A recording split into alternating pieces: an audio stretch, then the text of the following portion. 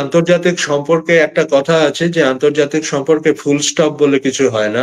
ইরানের সাথেও ভারতের সখ্যতা রয়েছে, ইসরায়েলের সঙ্গেও ভারতের সখ্যতা রয়েছে। আমরা যেহেতু কোনো পক্ষেই নেই, আমরা সেহেতু দুটি পক্ষের সঙ্গেই কথা বলতে পারি এবং সম্ভব হলে দুটি পক্ষের মধ্যে বার্তাবাহ হিসেবেও কাজ করতে পারি। পশ্চিম এশিয়ায় বাড়ছে উত্তেজনা। ইরানের সঙ্গে জেনেভায় বৈঠকের আগেই বন্ধু রাষ্ট্র ইসরায়েলের মাটিতে নামল আমেরিকার 5th জেনারেশন স্টেলথ যুদ্ধবিমান F-22 র্যাপটর, সংখ্যায় 1 ডজন। ইরানকে কেন্দ্র করে গোটা পশ্চিম এশিয়া জুড়ে আমেরিকার সামরিক শক্তি বৃদ্ধির অংশ হিসেবেই এই পদক্ষেপ বলে মনে করছেন বিশেষজ্ঞরা। এদিকে ইরানের সঙ্গে আমেরিকার যুদ্ধের আশঙ্কার মধ্যেই দুদিনের ইসরায়েল সফরে ভারতের প্রধানমন্ত্রী Narendra Modi. This is a bond of real friendship. ফেব্রুয়ারি 2026 ফের পরমাণু চুক্তি নিয়ে ইরান আমেরিকা বৈঠকে বসার কথা। তার আগেই তেহরানকে আবার সতর্ক করলেন president Trump. I will never allow the world's #1 sponsor of terror, which they are by far, to have a nuclear weapon. Can't let that happen. Trump president হওয়ার পর থেকেই খামেনির দেশের সঙ্গে আমেরিকার সংঘাত বেড়েছে বেশ কয়েক গুণ। দুপক্ষই নরমে গরমে একে অপরের বিরুদ্ধে সুর চড়িয়েছে। সেই সঙ্গে চলছে পরমাণু চুক্তি নিয়ে আলোচনাও। ট্রাম্পের হুঁশিয়ারির পাল্টা জবাবও দিয়েছেন ইরানের বিদেশমন্ত্রী আব্বাস আরাগচি। তার দাবি, আমেরিকার হামলার জবাব দিতে প্রস্তুত Iran. If the US attacks us, then we have every right to defend ourselves. If the US attacks us, that is the act of aggression. What we do in response is the act of self-defense. And it is justifiable and legitimate. So our missiles cannot hit the American soil. So obviously we have to do something else. We have to hit, the Americans' base in the region. That is a fact. গত কয়েকদিন ধরেই পশ্চিম এশিয়ায় সামরিক উপস্থিতি বাড়াচ্ছে Trump প্রশাসন। পশ্চিম এশিয়ায় নোঙর করেছে মার্কিন বিমানবাহী যুদ্ধজাহাজ অ্যাব্রাহাম লিঙ্কন। যোগ দিয়েছে বিশ্বের সবচেয়ে বড় রণতরী জেরাল্ড আর ফোর্ড। মোতায়েন করা হয়েছে 120টির বেশি যুদ্ধবিমান। পাল্টা হরমুজ প্রণালীতে ক্ষেপণাস্ত্রের মহড়া করে শক্তি দেখাচ্ছে ইরানও। দেশের প্রতিরক্ষা শক্তি বাড়াতে রাশিয়া, চীনের শরণাপন্ন হচ্ছে তেহরান।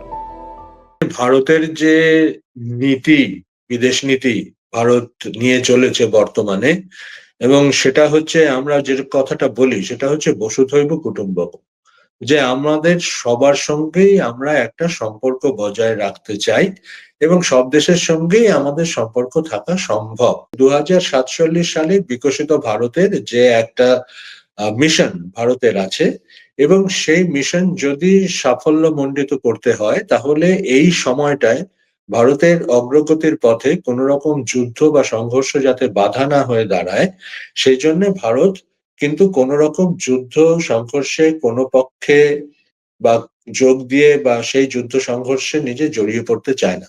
তাহলে পরে মোদী এবারে যেরকম রেড কার্পেট ওয়েলকাম পেয়েছেন, তিনি ইসরায়েলি সংসদে বক্তৃতা দিয়েছেন, তিনি বিশেষ ইসরায়েলি পার্লামেন্টের পুরস্কার পেয়েছেন, এবং নেতানিয়াহু তাকে ভাই বলে সম্বোধন করছেন, এমন একটা পরিস্থিতি, এবং এয়ারপোর্টে এসে তাকে সম্বর্ধনাও দিচ্ছেন। এই রকম সমস্ত পরিস্থিতিতে অপটিক্সটার অর্থ হলো ইসরায়েল এবং ভারত পাশাপাশি দাঁড়িয়ে রয়েছে। মোদী সরকারের আমলে ইসরায়েলের সঙ্গে ভারতের ঘনিষ্ঠতা বেড়েছে। 2017 পর 2026 দ্বিতীয়বার ইসরায়েল সফর মোদীর। এই সফর ঘিরে অবশ্য নিজেদের দেশেই বিরোধিতার মুখে পড়তে হয়েছে দুই সরকারকে। যদিও সেসব আমল না দিয়ে মোদীর সফরকে ঐতিহাসিক বলেই বর্ণনা করেছেন Netanyahu. And a great leader on the world stage. Welcome to Jerusalem, my dear friend, Prime Minister Narendra Modi, and your distinguished delegation. Welcome to Jerusalem.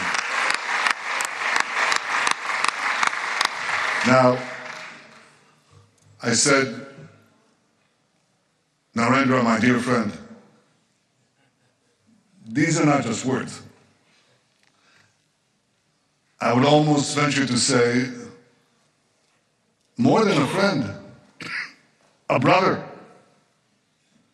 In many ways, brothers. My own first visit to Israel was in 2006 as the Chief Minister of Gujarat. Later in 2017, during my visit to Israel as Prime Minister. Our two countries elevated the relationship to a strategic partnership. Since then, our engagement has expanded in scale and scope, and we are committed to further consolidate. প্রতিরক্ষা সামগ্রী কেনাবেচার ক্ষেত্রে এখনো ইসরায়েলের দিকেই ঝুঁকে ভারত। শুধু বাণিজ্যিক সম্পর্ক নয়, নেতানিয়াহুর দেশের সঙ্গে ইদানিং ভারতের গাঢ় বন্ধুত্ব। তবে এবারের ইসরায়েল সফর থেকে কি পেল মোদির Bharat?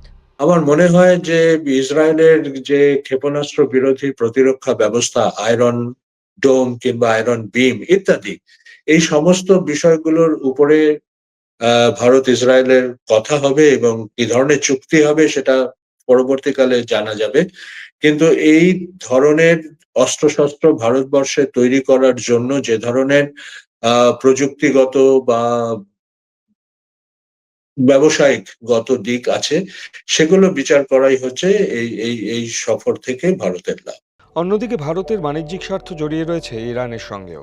India favors a two-state solution. Our concerns have also been increasing on the widening of the conflict. We have been in regular touch with both Israel and Iran at the highest levels to advocate restraint and enhance communication. ইসরায়েলের সঙ্গে নয়াদিল্লির সম্পর্ক আরও গভীর হলে কি Bharat Iran সখ্যতায় প্রভাব পড়বে? বিভিন্ন সময়ে সম্পর্ক বিভিন্ন খাতে বয়। কাজে আজকে যে সম্পর্কের ওঠাপড়া কোনো একটা দেশের সাথে যদি হয়ও, পরবর্তীকালে যে সেই সম্পর্ক শুধরে যাবে না তেমন কোনো কথা নেই। কিন্তু বর্তমানে এই পর্যায়ে দাঁড়িয়ে আমরা এটা বলতে পারি যে ইরানের সঙ্গে ভারতের সখ্যতা তো রয়েছে এবং ইসরায়েলের সঙ্গেও রয়েছে, এবং সেক্ষেত্রে ভারত কিন্তু দুটো দেশের মধ্যে বার্তাবহ হিসেবে কাজ করতে পারে। দুটো দেশের সঙ্গেই তার যেহেতু সম্পর্ক রয়েছে, দুপক্ষের সঙ্গেই তার কথা বলা সম্ভব, এবং সেটা একদিক থেকে এই ধরনের যে পজিশন, ভারতের যে স্ট্যান্স, সেটা একদিক থেকে লাভজনক আন্তর্জাতিক সম্পর্কের শান্তি রক্ষার ক্ষেত্রেও। ইরান ইসরায়েল দুতরফের সঙ্গেই ভারতের স্বার্থ জড়িয়ে, তাই মোদির ইসরায়েল সফর কি সংঘাত এড়িয়ে পশ্চিম এশিয়ায় ক্ষমতার ভারসাম্য বজায় রাখতে পারবে?